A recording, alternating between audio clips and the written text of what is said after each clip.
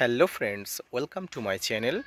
দেশ এবং দেশের বাইরে থেকে যারা আজকে আমার ভিডিওটি কন্টিনিউ করেছেন প্রত্যেককে gardener TRIPS with Kamal YouTube চ্যানেলে স্বাগতম।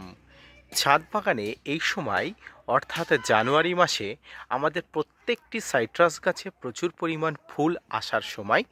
ডরমেন্সি পিরিয়ড পার হয়ে গেলেও অনেকে ছাদ বাগানে এখনও পর্যন্ত হয়তো সঠিকভাবে ফুল আসেনি।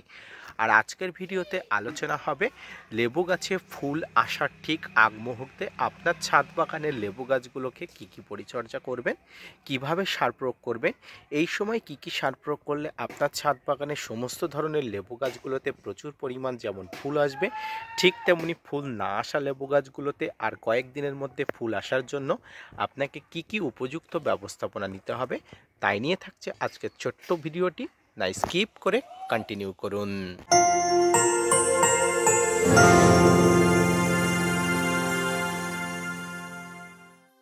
সুপ্রিয় দর্শক মণ্ডলী, এই সময় ছাদ বাগানের যে সমস্ত লেবু গাছে এখনও পর্যন্ত ফুল আসেনি সেই সমস্ত লেবু গাছে যেমন এই সময় বিশেষ এক ধরনের সার প্রয়োগ করতে হবে, ঠিক তেমনি যে সমস্ত লেবু গাছে এই সময় প্রচুর পরিমাণ ফুল এসে গেছে সেই সমস্ত লেবু গাছেও এখন বিশেষ ধরনের এক পরিচর্যা করতে হবে।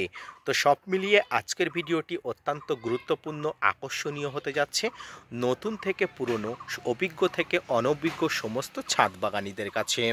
এই সময় বেশিরভাগ ছাদ বাগানে লেবু গাছগুলোতে প্রচুর পরিমাণ জলকষ্ট দিয়ে ফুল আনার একটা প্রসেস চলে, যেটাকে এক কথায় বলা হয় ওয়াটার থেরাপি ট্রিটমেন্ট। এই সময় লেবু গাছের গোড়াকে জল কষ্টে ভরিয়ে দিতে হয়, গাছের পাতাগুলো একদম নুইয়ে পড়ে।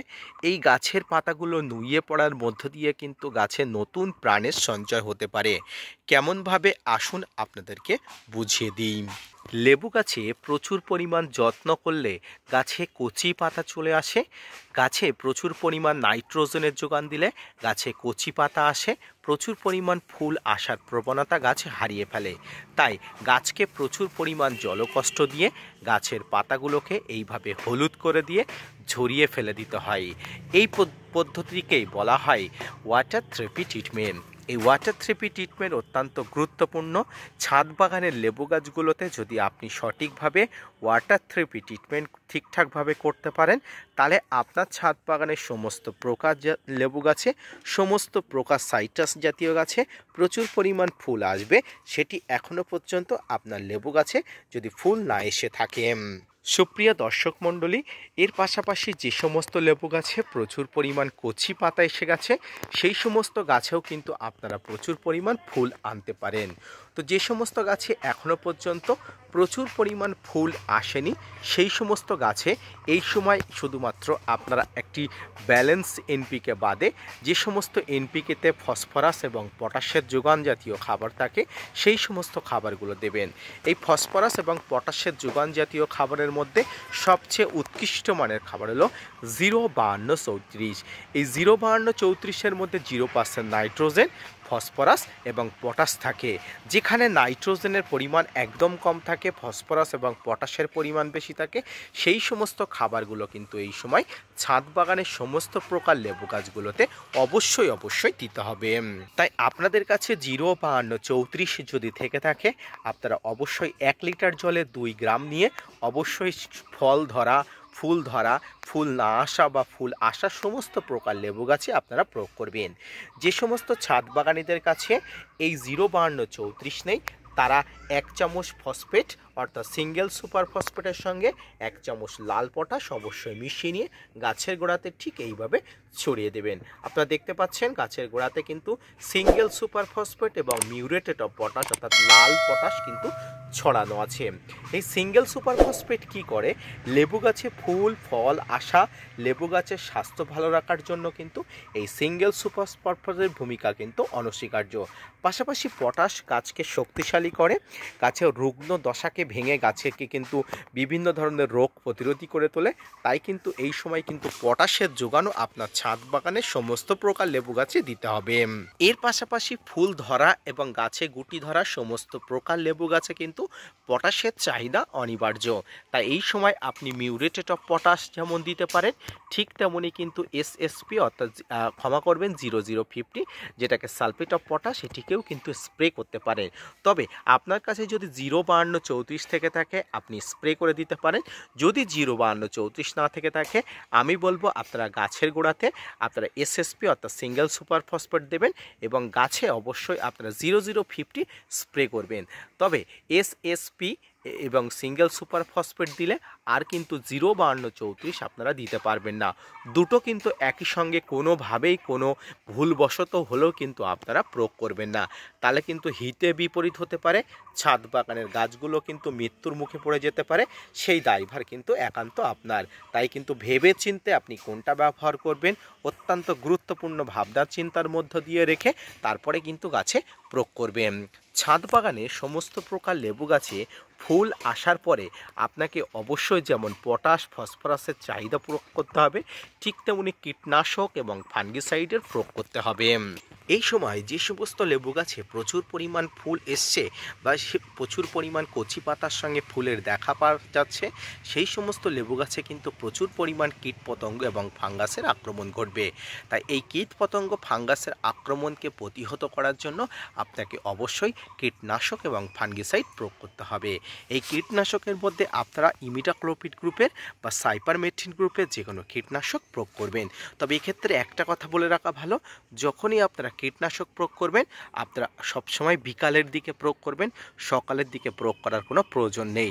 এছাড়া আপনার কাছে থাকা যে কোনো মানের যে কোনো গোত্রের আপনারা ফাঙ্গিসাইড যেমন সাপ, ম্যানসাপ, Bavistin, Ridomil gold, Blitox, blue copper, M45 সব কিছু প্রয়োগ করতে পারেন।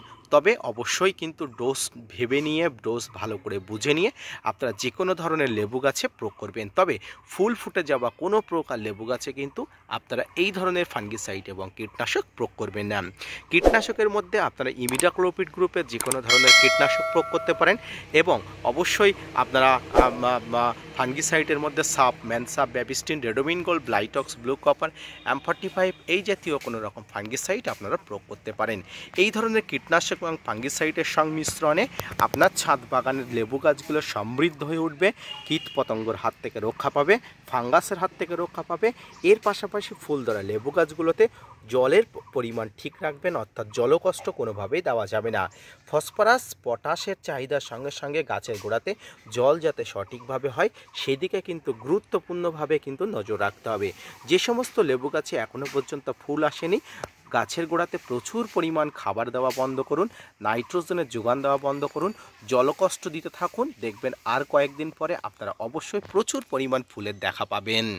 সুপ্রিয় দর্শক মণ্ডলী, এবার আমি বলবো ছাদ বাগানে লেবু গাছে প্রচুর পরিমাণ মুকুল আসার জন্য, অর্থাৎ যে সমস্ত লেবু গাছে দীর্ঘদিন ধরে ফুল আসে না, সময় পেরিয়ে যাওয়ার পরেও ফুল আসে না, গাছ বড় হয়ে যাওয়ার পরেও ফুল আসে না, সেই সমস্ত লেবু গাছে আমাদের বাইরে থেকে হরমোন প্রয়োগ করতে হবে। হরমোন অর্থাৎ গাছের গ্রোথকে স্তিমিত করে দিয়ে ফুল ফল আনতে সাহায্য করবে। সেই সমস্ত হরমোনের মধ্যে এই সময় ছাদ বাগানে বিভিন্ন ধরনের হরমোন প্রয়োগ করা যায়, অর্থাৎ যে সমস্ত হরমোনের মধ্যে আলফা, ন্যাপথেন, অ্যাসিটিলিক অ্যাসিড থাকে সেই সমস্ত কিন্তু হরমোনগুলো প্রয়োগ করা যায়। এক্ষেত্রে আপনারা বাম্পার বা প্লানোফিক্স প্রয়োগ করতে পারেন। বাম্পার প্লানোফিক্সের পাশাপাশি ছাদ বাগানে আপনারা অবশ্যই বুস্টার 2 প্রয়োগ করতে পারেন। যে কোনো একটি আপনার হাতের কাছে থাকলে ছাদ বাগানের লেবু গাছের জন্য প্রচুর পরিমাণ উপকার ফলাফল পাওয়া যাবে। তবে বুস্টার 2 প্রয়োগ করলে গাছে প্রচুর পরিমাণে স্ত্রী ফুল আসার সম্ভব বেড়ে যায়, অর্থাৎ গাছে স্ত্রী ফুলের পরিমাণ কিন্তু খুব বেড়ে যায়। তাই কিন্তু আমি বলবো আপনাদের বুস্টার 2 প্রয়োগ করতে। বুস্টার 2 যদি প্রয়োগ করেন আপনারা প্রতি লিটার জলে মাত্র 1 ফোঁটা, বাম্পার প্রয়োগ করলে আপনারা প্রতি লিটার জলে 3 থেকে 4 ফোঁটা এবং প্লানোফিক্স প্রয়োগ করলে কিন্তু প্রতি লিটার জলে 5 থেকে 6 ফোঁটা নিয়ে আপনারা প্রয়োগ করবেন। তবে এই ডোজ যেন কোনোভাবেই কম বেশি না হয়, তাহলে কিন্তু অবশ্যই হিতে বিপরীত হতে পারে। তাই অবশ্যই ছাদ বাগানে সমস্ত প্রকার লেবু গাছে আপনি এই ধরনের পরিচর্যা করবেন, ফুল না আসা লেবু গাছে এই ধরনের পরিচর্যা করবেন। সুপ্রিয় দর্শক মণ্ডলী, সমস্ত প্রকার লেবু গাছে প্রচুর পরিমাণ ফুল ধরানোর উপায় সম্পর্কিত আজকের যে ভিডিওটি, অর্থাৎ লেবু গাছে ফুল আসার আগের মুহূর্তে এবং ফুল আসার পর মুহূর্তে আপনাকে কী পরিচর্যা করতে হবে তাই নিয়ে আজকের যে বিস্তারিত আলোচনা, অর্থাৎ গাছে কিভাবে খাবার দিতে হবে, কোন খাবার দেওয়া যাবে না এবং কোন খাবার গাছের আশেপাশে কোনোভাবেই দেওয়া যাবে না, তাই নিয়ে যে বিস্তারিত তথ্য সেটি নিয়ে আজকের যে আলোচনা কেমন লাগলো অবশ্যই জানাবেন। পাশাপাশি gardener tips with Kamal YouTube চ্যানেলকে সাপোর্ট করবেন। ভিডিওটি ভালো লাগলে অবশ্যই শেয়ার করতে ভুলবেন না।